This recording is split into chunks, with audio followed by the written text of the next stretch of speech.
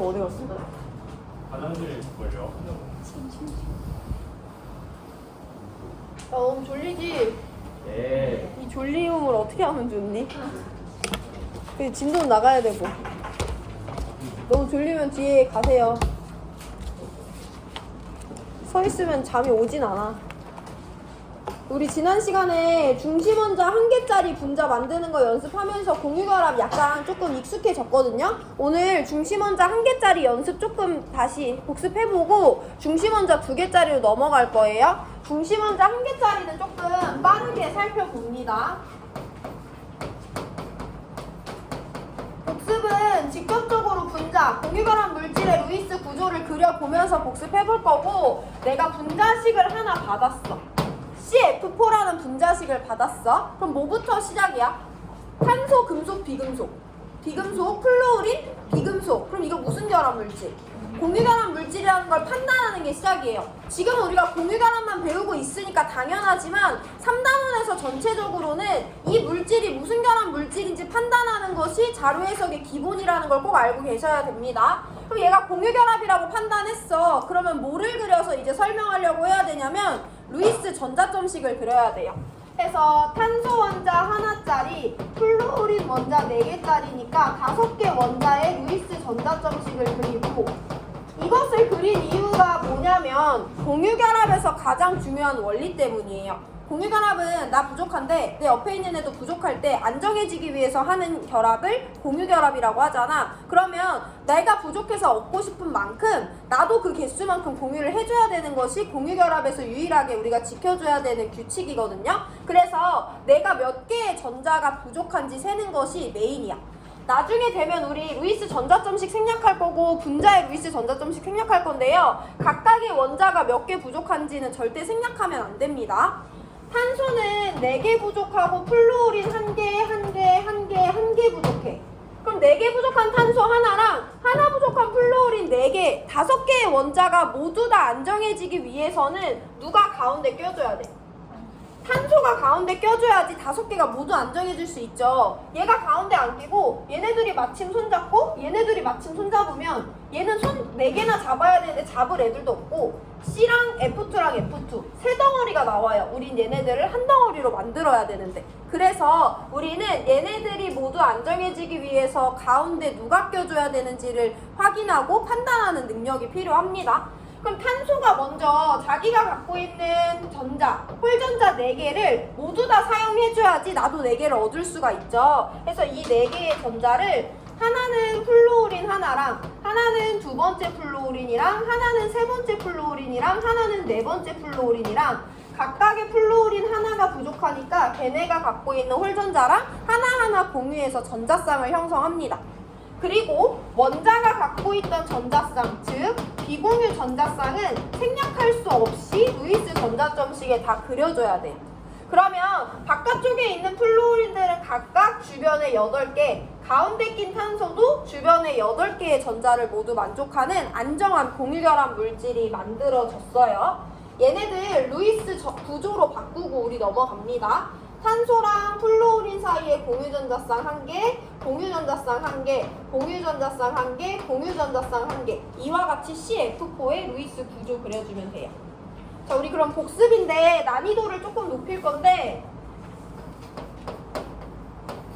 이렇게 생긴 화학식이 주어졌어. 일단은 탄소, 수소, 염소 다 금속이야, 비금속이야? 비금속이지. 얘네 다 1번부터 20번에 해당하는 애들이니까 우리가 판단할 수 있어야 되거든요. 그럼 이거 무슨 결합 물질이야?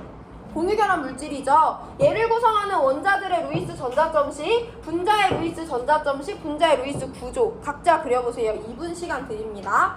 얘네들 전자점식 그려서 누가 가운데 껴야 되는지 한번 찾아보세요. 이거 같이 맞춰보고 중심원자 2개짜리로 넘어갈 거예요.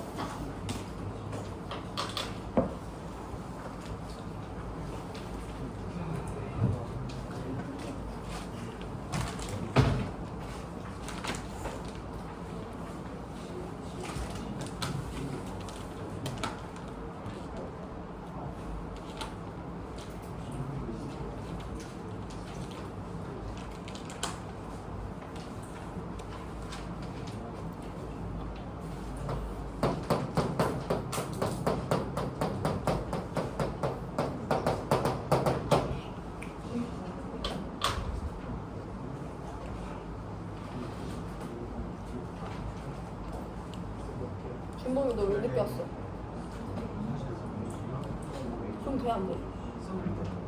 종치고 나서 들어오지 말아라. 종치기 전에 들어와라.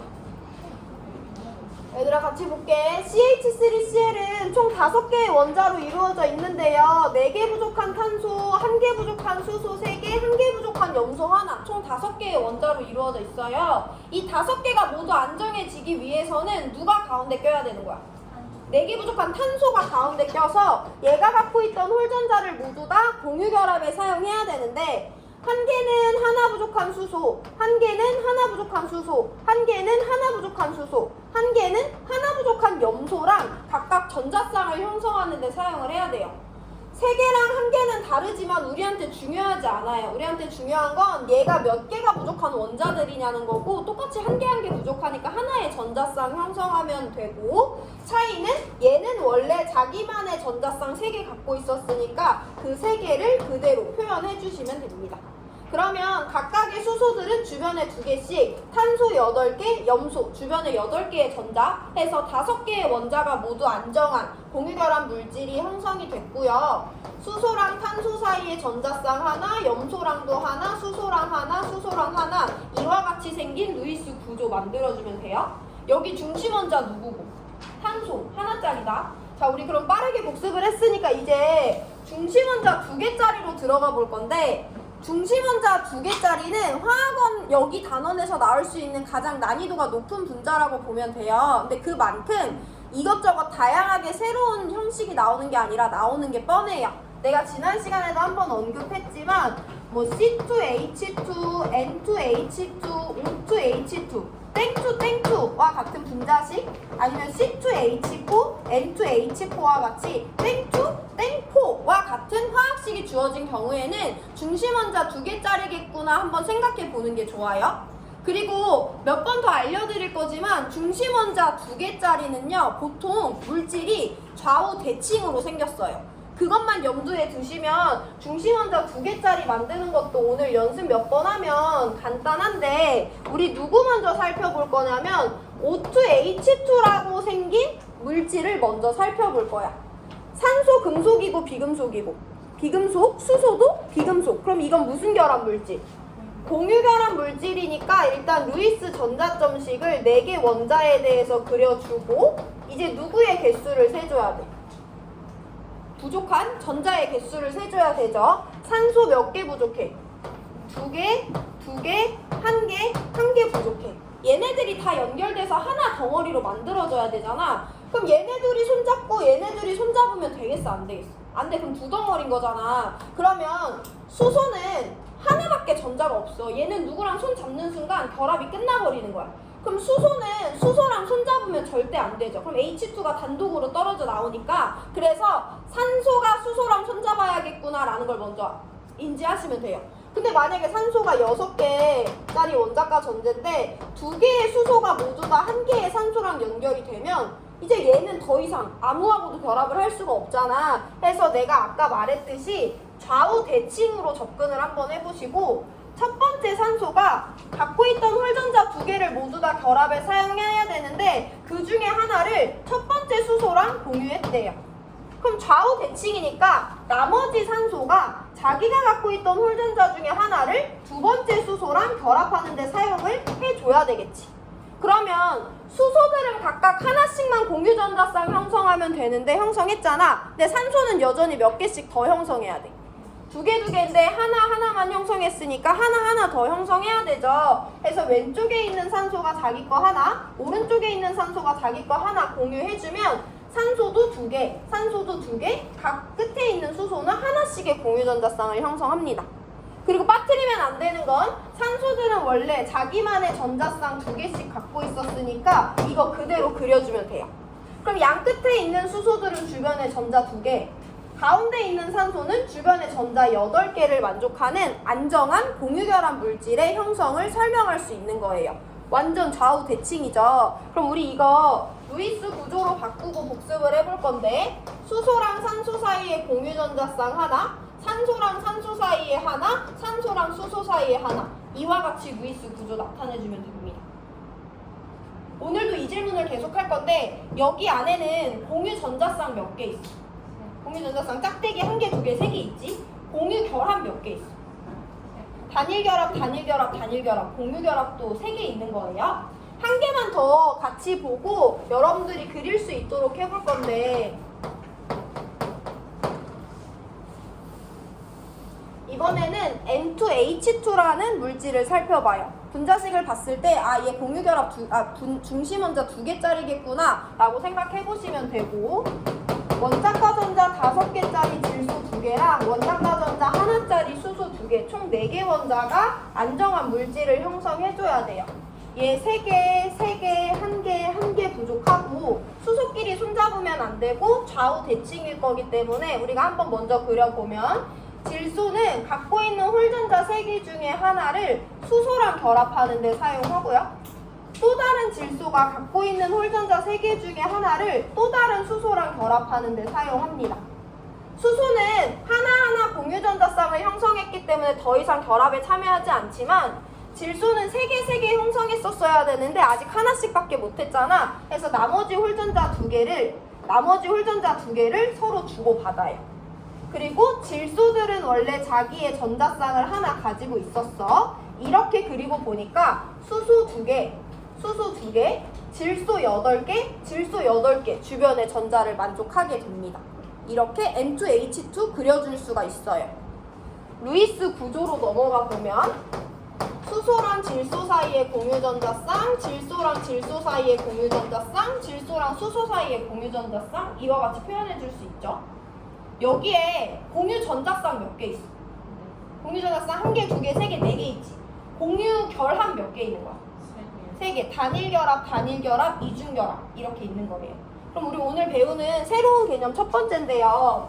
공유결합을 몇 가지로 분류할 수 있는데 우리 공유결합을 분류하는 기준에 따라서 단일결합과 이중결합과 삼중결합으로 구별하는 거 해봤지. 방금 전에도 우리 이중결합이라고 했던 것처럼 공유결합은 공유결합인데 전자쌍을 하나 공유해서 형성했으면 단일결합, 2개 공유했으면 이중결합, 3개 공유했으면 삼중결합이잖아요. 얘네들을 조금 더 한 단계 더 분류 단계를 넣을 수가 있는데 공유결합은요 일단 기본적으로 단일결합과 다중결합으로 구별할 수 있어요. 그리고 다중결합 안에 이중결합과 삼중결합의 포함 관계가 들어있게 분류 체계를 할 수가 있어요. 단일과 다중을 먼저 구별하고 다중에 이중과 삼중이 있다고 보면 돼요. 이거를 이해했는지 확인하기 위해서 보면 N2H2 안에는 단일결합이 있어 없어? 있지. 단일결합 2개 있어요. N2H2 안에는 다중결합이 있어 없어? 다중결합 있지. 누구 있어? 이중결합도 다중결합 중에 하나니까 다중결합 있는 거지. N2H2 안에는 이중결합 있어 없어? 있어. N2H2 안에는 삼중결합 있어 없어? 없어. 다중결합이 있긴 하지만 걔는 이중결합인 거예요. 자, 그러면 지금 시간 2분 드릴 건데 누구 루이스 구조 만들어 보냐면 C2H2 한번 만들어 보세요. 이거 보고 C2H4 보고 우리 중심 원자 2개짜리 마무리합니다.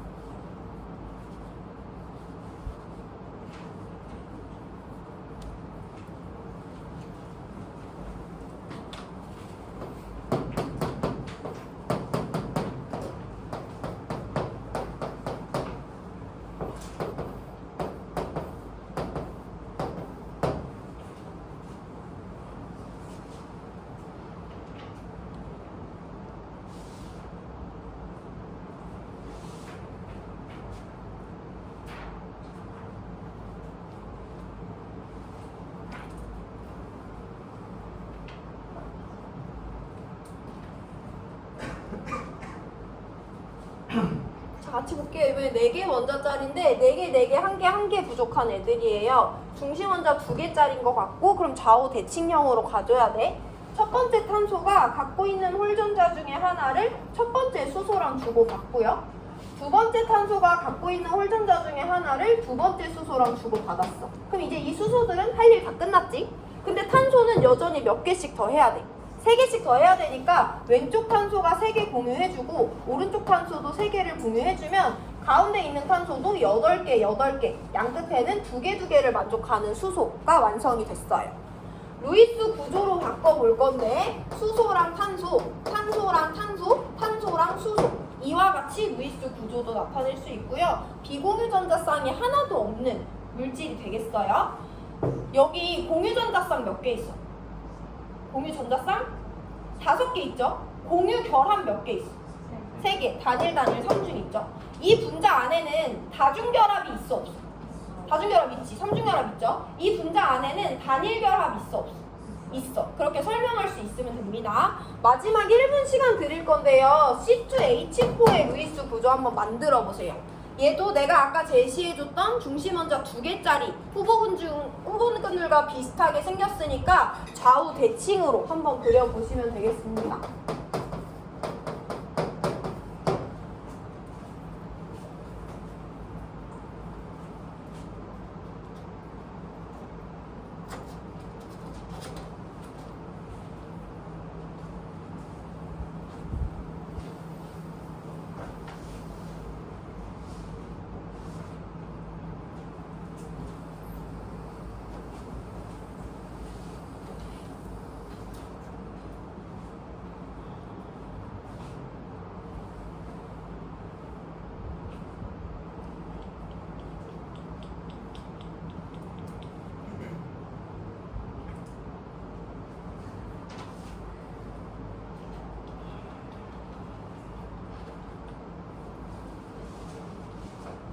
지금 내가 설명하는 내용은 나중에 문제 풀 때 또 얘기해 줄 건데 우리 지금 원래 원자 2개 총 4개짜리를 봤었잖아. 그때 중심 원자 2개였잖아. 그럼 어떻게 생각할 수 있냐면 원자가 2개나 늘어나서 6개짜리면 중심 원자가 3개나 4개로 늘어날 수 있잖아. 그렇게 생각할 수도 있는데 문제 풀 때도 말씀드릴 거지만요. 수소는 중심 원자의 역할을 수행할 수가 없어요. 중심 원자라는 건 자고로 누구를 중심 원자라고 해? 누구랑 누구 사이에 껴있는 애를 중심원자라고 하지. 그럼 최소한 나는 내 옆에 1개, 2개는 있어야 껴있는 거야. 3개 있어도 껴있고 4개 있어도 껴있는 거죠. 어쨌든 나는 중심원자가 되기 위해선 최소 결합을 몇 개 이상 2개 이상을 해야지 사이에 낄 수 있거든. 근데 수소는 결합을 몇 개밖에 못해. 1개밖에 못해. 그럼 사이에 낄 수 있어 없어? 없어. 수소는 절대 중심원자가 될 수가 없어요. 그럼 얘는 아무리 원자의 개수가 늘어났어도 중심원자는 누구밖에 못하니까 탄소밖에 못하니까 어차피 중심원자 2개짜리인 거야. 그럼 어떻게?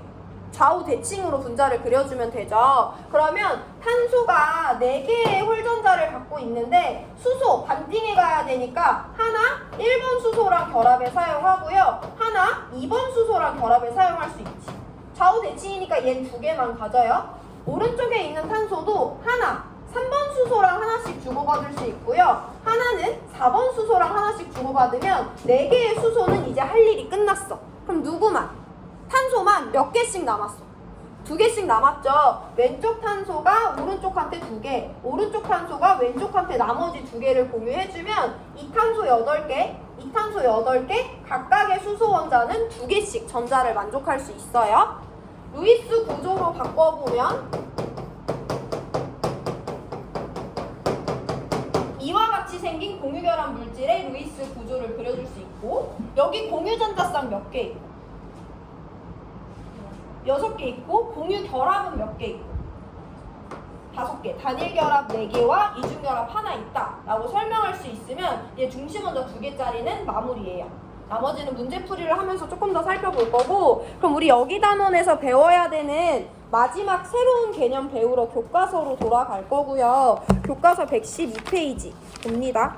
지금부터는 우리가 이전 시간에 배웠던 내용이 아니기 때문에 다시 한번 천천히 개념 수업 들어갈 거니까 잘 일어나서 들으세요. 태어나서 처음 듣는 용어들이 나옵니다.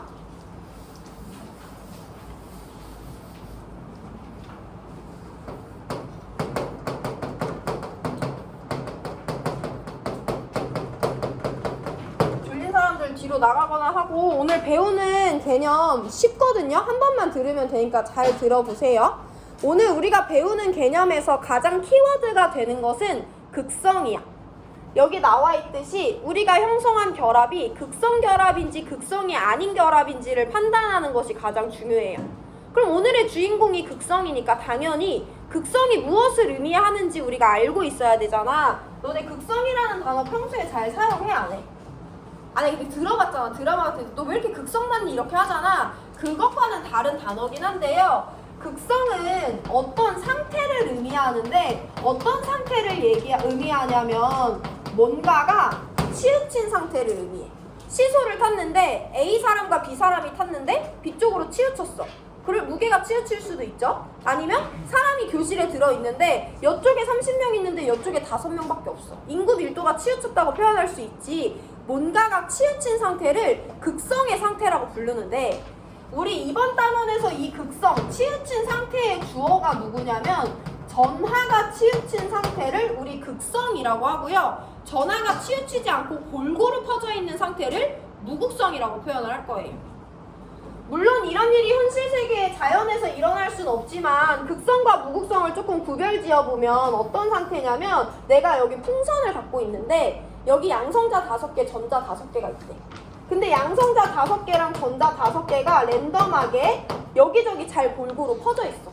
그럼 이거 전하가 어디 쪽으로 치우쳤어? 안 치우쳤어? 안 치우친 상태야. 무극성이라고 설명할 수 있는데 여기는 양성자 5개는 다 왼쪽에 몰려있고 전자 5개는 다 오른쪽에 몰려있어. 이거는 지금 전하가 치우쳤어? 안 치우쳤어? 왼쪽에 양전하 치우쳤고 오른쪽에 음전하 치우쳤죠? 이런 걸 극성이 있다라고 표현을 합니다. 그래서 우리는 극성, 결합의 극성을 판단을 해볼 건데요. 결합의 극성을 판단하는 데 있어서 우리가 주로 사용하는 용어, 키 용어는 전기음성도라는 개념이에요. 그래서 일단 교과서에서 전기음성도와 관련된 내용을 읽어보고 설명해 드립니다. 교과서 112페이지 처음부터 끝까지 다 읽을 건데 밑줄 치라고 하는 부분만 쳐주시면 되고 잘 설명 들어보세요.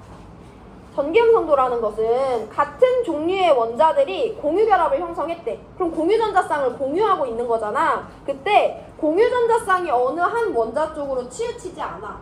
근데 서로 다른 종류의 원자들이 공유결합, 전자쌍을 공유했을 때는 공유전자쌍이 어느 한쪽으로 치우치게 된다. 이는 원자들이 공유전자쌍을 끌어당기는 힘의 차이가 있기 때문인데 여기부터 밑줄 칩니다. 공유 결합을 형성한 두 원자가 공유 전자쌍을 끌어당기는 힘의 크기를 상대적으로 비교하여 정한 값을 전기 음성도라고 한다. 미국의 과학자 폴리는 공유 전자쌍을 잡아당기는 힘이 가장 큰 원소인 플루오린의 전기 음성도를 4.0으로 정하고 이를 기준으로 다른 원소들의 전기 음성도를 상대적으로 정하였다. 밑에 줄 계속 밑줄. 전자를 잃기 쉬운 금속 원소의 전기 음성도는 대부분 2.0보다 작고 전자를 얻기 쉬운 비금속 원소의 전기 음성도는 2.0보다 크다. 전기 음성도는 마지막 밑줄입니다. 같은 주기에서 원자 번호가 커질수록 대체로 커지며 같은 족에서는 원자 번호가 커질수록 대체로 작아진다. 너무 많은 내용을 읽었어요. 밑줄 친 부분 중에 중요한 부분 한 번 더 읽어드립니다. 공유결합을 형성한 두 원자가 공유전자쌍을 끌어당기는 힘의 크기를 상대적으로 비교하여 정한 값을 전기음성도라고 한다. 공유전자쌍을 잡아당기는 힘이 가장 큰 원소는 플루오린이며 전기음성도 4.0이다. 전기음성도는 같은 주기에서 원자 번호가 커질수록 대체로 커지며 같은 족에서는 원자 번호가 커질수록 대체로 작아진다. 이 부분이 중요해요. 야, 그럼 너네 얘들아 마지막 두 줄 있잖아. 같은 주기에서 원자 번호 커지면 대체로 커지고 같은 족에서 원자 번호 작아지면 대체로 작아져. 이거 어디서 많이 봤던 내용이야? 주기적 성질할 때 봤던 내용이지. 전기음성도도 주기적 성질 중에 하나인데요. 같은 주기에서 원자 번호 커질수록 커진대. 같은 족에서 원자 번호 커질수록 작아진대. 그럼 정리해보면 주기율표에서 오른쪽 위로 갈수록 전기음성도가 커지고요. 왼쪽 아래로 갈수록 전기음성도가 작아져요. 대부분. 그걸 꼭 기억하셔야 돼요. 이거는 알고 있어야 됩니다. 오른쪽 위로 갈수록 전기음성도 커지고 왼쪽 아래로 갈수록 전기음성도 작아져요. 18쪽 애들은 전기음성도가 아무런 의미가 없기 때문에 18쪽을 제외했을 때 그럼 가장 오른쪽 위에 있는 플루오린이 전기음성도가 가장 크다라는 것도 확인할 수 있어요. 자, 우리 그러면 전기음성도의 개념을 조금 더 구체적인 예시로 설명을 들어볼 건데 원자과 전자 1개짜리 수소가 있는데 그 옆에 원자과 전자 1개짜리 수소가 또 있대. 그럼 얘네들은 하나씩 주고받아서 단일 공유결합을 형성해서 H2라는 공유결합 물질이 형성이 되죠. 전기음성도라는 건 어떤 거냐면 여기 잘 보세요. 이 두 개는 뭐 두 개야? 전자 두 개지. 내가 점으로 나타내긴 했지만 얘네들은 엄연히 전자기 때문에 무슨 전하를 띈다? 음의 전하를 띈다. 얘 원자고 얘 원자야. 원자들 원소 기호로 표기하긴 했지만 원자의 가운데에는 누가 있어요? 플러스 전하를 띠는 원자 핵이 있잖아. 그럼 플러스 전하를 띠는 원자 핵은 음의 전하를 띠는 전자를 좋아해, 싫어해? 좋아한단 말이야. 그래서 이 원자핵도 이 전자쌍을 자기 쪽으로 끌어당기고요. 이 원자핵도 이 전자쌍을 자기 쪽으로 끌어당깁니다. 그 힘을 전기음성도라고 하는 거야. 모든 플러스는 마이너스를 끌어당겨. 이 원자핵은 주변에 전자가 있다면 항상 끌어당길 건데 그 전자가 공유 전자쌍일 때 그 힘을 전기음성도라고 부르는 거예요. 그럼 이 전자쌍 얘도 당기고 얘도 당겨. 근데 거기 테이블 봐보면 얘들아 수소의 전기음성도 얼마래? 2.1이래? 그럼 얘도 수소니까 얘도 몇이야? 2.1의 힘으로 당겨. 가운데 공유 전자쌍이 있는데 왼쪽에서도 2.1로 당기고 오른쪽에서도 2.1로 당긴대. 그럼 이 전자쌍은 왼쪽으로 치우치겠어? 오른쪽으로 치우치겠어? 가운데에 있을 수 있겠어? 가운데 있을 수 있잖아. 그럼 이 전자가 어디 쪽으로 치우쳐? 안 치우쳐? 안 치우쳐. 안 치우치는 거 뭐라고 부른다고 했어? 무극성이라고 부른다 했죠. 그래서 얘는 공유결합은 공유결합인데 안 치우치니까 무극성 공유결합이라고 불러주면 돼요. 전자쌍을 공유하면 공유결합인데 양쪽에 같은 원자들이 공유하고 있을 땐 당기는 힘의 크기가 똑같기 때문에 이 전자쌍 공유결합은 치우치지 않는다. 그런 결합을 무극성 공유결합이라고 부른다 라고 인지하시면 됩니다. 그럼 교과서에 나와 있는 예시로 두 번째 예시를 들어볼 건데 원자과 전자 1개짜리 수소가 있고요. 원자과 전자 7개짜리 염소가 있어요. 둘 다 1개씩 부족하거든요. 수소가 하나 기여하고 염소가 하나 기여해서 전자쌍을 하나 공유하고 염소는 비공유도 3개 갖고 있어요. 그러면 여기 공유 전자쌍이 몇 개가 생겼어? 1개가 생겼잖아. 이 원자도 자기의 전기음성도로 이 전자쌍을 당길 거고 이 원자도 자기만의 전기음성도로 이 전자쌍을 당길 거예요. 그런 걸 전기음성도라고 한다고 했지. 거기 테이블 보면 수소 전기음성도 얼마래? 2.1이래. 염소 전기음성도 얼마래? 3.0이래. 얘네들 힘의 크기가 같아 달라? 달라. 그럼 이번에 저 전자쌍은 가운데 떡하니 있을 수 있어? 없어? 없어. 누구 쪽으로 치우쳐? 더 세게 당기는 염소 쪽으로 치우칠 수밖에 없어요. 그럼 지금 치우침이 발생했어? 안 했어? 했어. 그럼 이 공유결합은 무슨 공유결합인 거야? 극성 공유결합이다 라고 설명해주면 되는 거예요. 일단 이게 기본입니다. 서로 같은 원자가 공유하고 있으면 안 치우치니까 무극성인데 다른 원자가 공유하고 있으면 치우치니까 극성인 거야. 그러면 우리 아까 마지막에 만들었던 분자로 살펴보고 조금 더 난이도 높여볼 건데요. 여기 아까 공유결합 5개 있다고 했잖아. 그 5개를 다 극성인지 무극성인지 판별해 볼 건데 여기 있는 단일 공유결합은 극성 공유결합이야 무극성 공유결합이야? 극성이야. 왼쪽에선 수소, 오른쪽에선 탄소가 당기죠. 서로 다른 애들이 당기면 전기음성도 얼마인지 몰라도 극성 공유결합이라고 설명할 수 있어요. 이 공유결합 극성이야 무극성이야? 극성이지. 다른 아들이 당기니까 얘는 극성, 얘는 극성이야. 이 결합은 극성이야 무극성이야? 무극성 공유결합이다 라고 판별할 수 있으면 돼요. 그래서 이게 일단 극성 공유결합과 무극성 공유결합이 되겠는데 우리 이제 이 극성의 정도를 한번 판단을 해볼 건데 먼저 인지 갈등을 한번 겪어볼 거예요. 여기 전자쌍이 하나 있어. 근데 이거 수소랑 염소가 공평하게 하나씩 기여해서 만들어진 전자쌍이지. 근데 누가 당기는 힘이 더 크기 때문에 염소가 당기는 힘의 크기가 더 크기 때문에 이 전자쌍은 염소 쪽으로 약간 치우쳐. 그럼 자연스럽게 받아들여 보세요. 시작은 똑같아. 하나 기여했는데 전자쌍이 염소 쪽으로 치우쳐.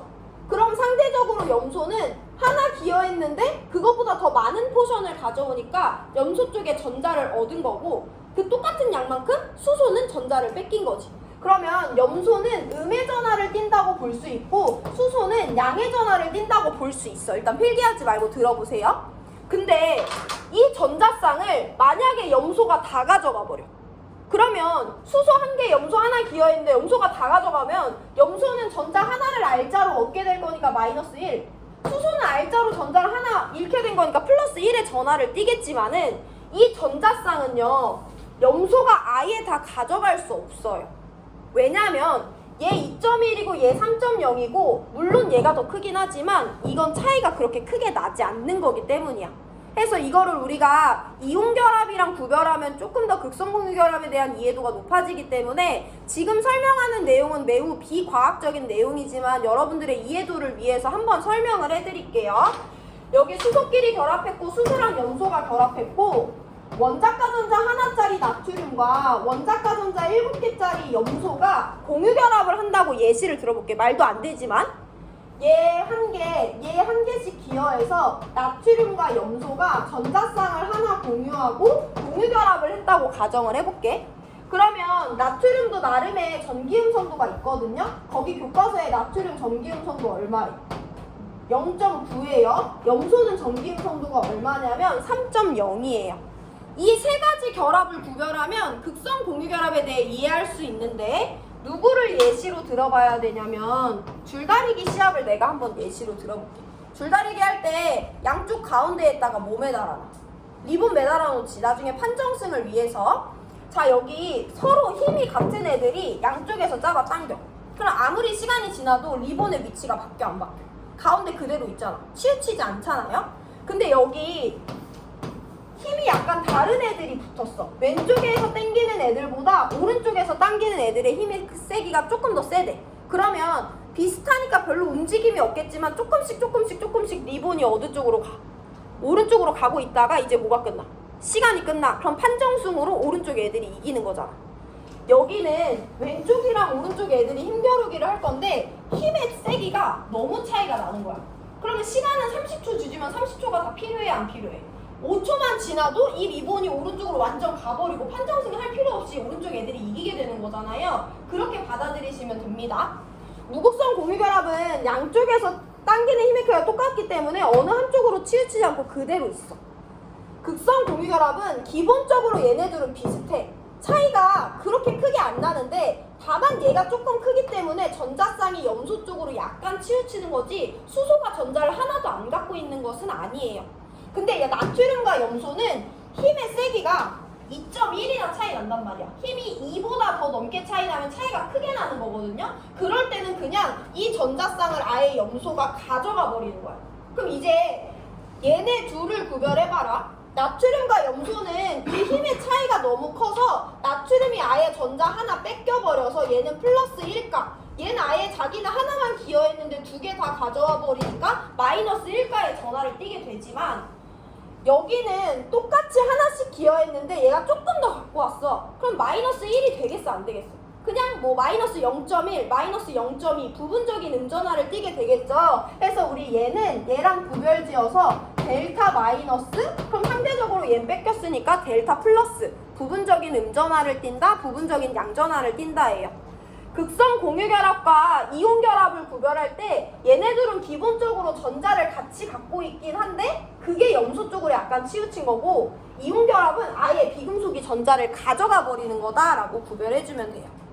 한 가지 단어만 더 도입하고 우리 마지막 개념으로 들어갈 건데 그럼 여기 이렇게 생긴 분자는 하나의 물질 안에 양의 전하를 띠는 애도 음의 전하를 띠는 애들이 같이 공존하는 거잖아. 양극과 음극 두 개의 극을 모두 갖고 있다고 해서 이런 애들 우리 쌍극자라고 불러요. 양의 극을 모두 갖고 있다고 해서 쌍극자라고 부르고 우리 오늘 수업의 마지막 개념 쌍극자 모멘트 도입하고 개념 수업 마무리할 거예요. 교과서 113페이지 피시고 일단 지금 배운 내용 밑줄 한번 칩니다. 첫 번째 줄부터예요. 같은 원자 두 개가 공유결합을 형성하는 경우에는 두 원자의 전기음성도가 같으므로 공유전자쌍이 어느 한 원자 쪽으로 치우치지 않아 이와 같은 결합을 무극성 공유결합이라고 한다. 밑줄. 밑에 줄 끝에부터 밑줄. 원자의 전기음성도 차이로 공유전자쌍이 치우쳐 분자 안에 서로 다른 부분적인 전하를 띠는 결합을 극성 공유결합이라고 한다. 밑줄 치시고 우리 극성 공유결합과 무극성 공유결합 구별했어요. 오늘 배우는 마지막 개념입니다. 밑에 줄 밑줄. 한 분자에서 크기가 같고 부호가 반대인 두 전하가 분리되어 있는 것을 쌍극자라고 한다. 쌍극자는 쌍극자 모멘트를 가지고 있으며 쌍극자 모멘트는 공유결합의 극성의 크기를 나타내는 척도이다.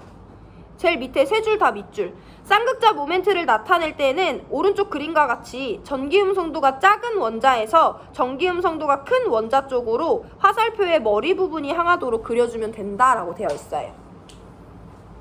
자, 우리 오늘 배우는 마지막 개념 쌍극자 모멘트입니다. 쌍극자 모멘트의 정의를 분명히 알고 계셔야 돼요. 우리 밑줄 쳤거든요. 쌍극자 모멘트는요, 공유결합에 치우친 정도를 나타내는 벡터 값이에요. 공유결합은 같은 의미로 공유전자쌍이 형성됐으면 공유결합이 형성된 거잖아.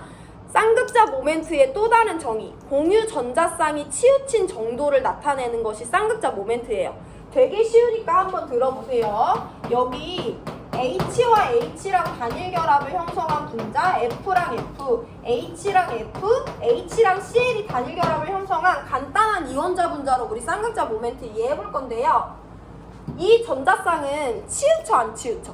안 치우치지. 우리가 수소의 전기음성도를 몰라도 같은 애들이 공유하고 있으니까 안 치우친다는 거 알 수 있어.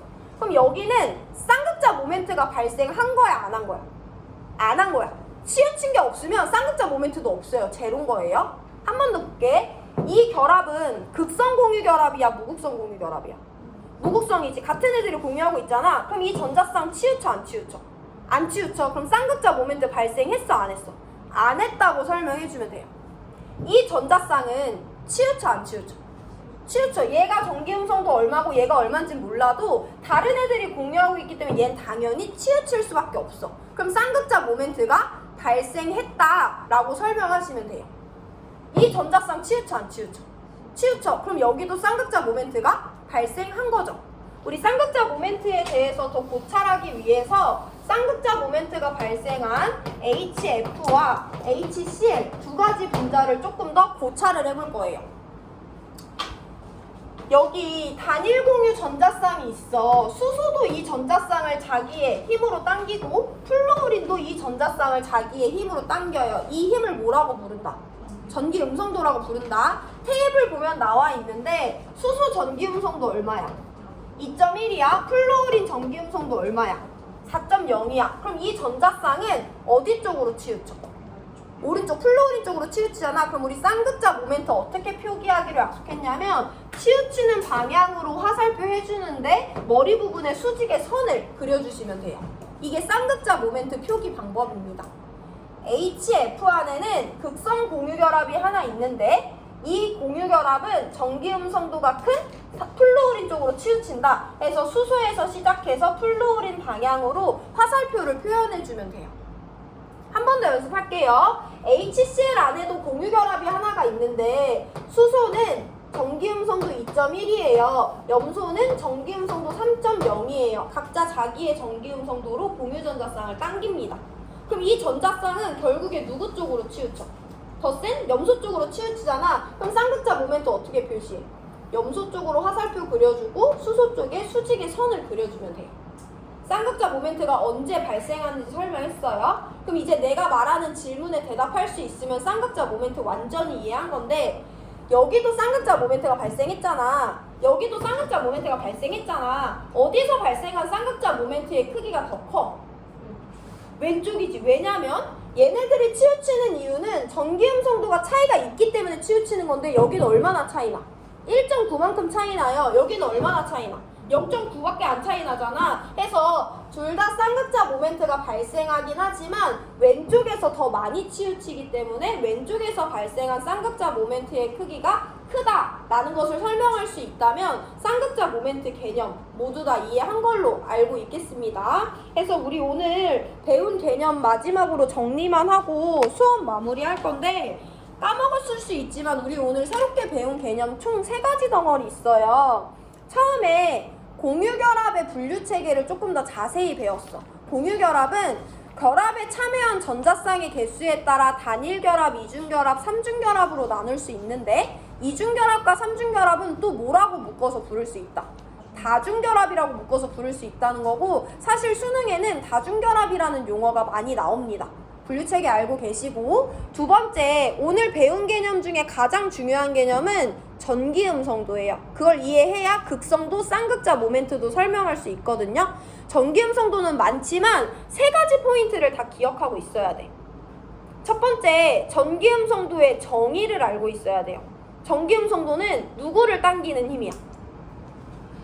공유전자쌍을, 어떤 원자가 공유전자쌍을 당기는 힘을 상대적으로 크기로 나타낸 것을 전기음성도라고 해요. 첫 번째, 전기음성도의 정의를 자동적으로 공유전자쌍을 끌어당기는 힘이다 라고 설명할 수 있어야 돼. 두 번째, 공유전자쌍이 가장 큰 원소 누구야? 플로린이야. 플로린의 전기음성도 얼마래? 4.01에. 그걸 두 번째 포인트로 꼭 알고 있어야 돼요. 세 번째, 전기음성도는 주기적 성질 중에 하나잖아요. 오른쪽 위로 갈수록 커지고 왼쪽 아래로 갈수록 작아진다 라는 개념까지 갖고 있어야 돼요. 이 세 가지를 모두 다 알고 있어야 됩니다. 전기음성도에 대해서는. 그래서 전기음성도가 같은 원자끼리 전자쌍을 공유하고 있으면 무극성 공유결합, 다른 애들이 공유하고 있으면 극성 공유결합인 거죠. 오늘 배운 마지막 세 번째 덩어리는 쌍극자 모멘트예요. 쌍극자 모멘트는 두 가지를 알고 있어야 되는데, 첫 번째, 쌍극자 모멘트의 정의를 표현할 수 있어야 돼요. 쌍극자 모멘트는 누가 치우친 거? 공유결합 또는 공유전자쌍이 치우친 정도를 나타내는 값이다 라는 정의를 알고 있어야 되고요. 두 번째, 직관적으로 쌍극자 모멘트를 표기하는 방법, 세로선 그어주고 화살표 해주는 이 방법까지 알고 계셔야 됩니다. 오늘 전기음성도랑 쌍극자 모멘트 중요하게 배웠고요. 자, 그럼 남은 시간 동안 뭐 하면 되냐? 우리 지난 시간에 잠깐 도입만 하고 끝난 문제인데 2점짜리 4번 문제 처음부터 끝까지 풀어보세요. 남은 시간 동안. 다음 시간에 2점짜리 4번 풀면서 수업 시작합니다. 4번 다 풀고 시간 남으면 9번 문제도 푸셔도 돼요.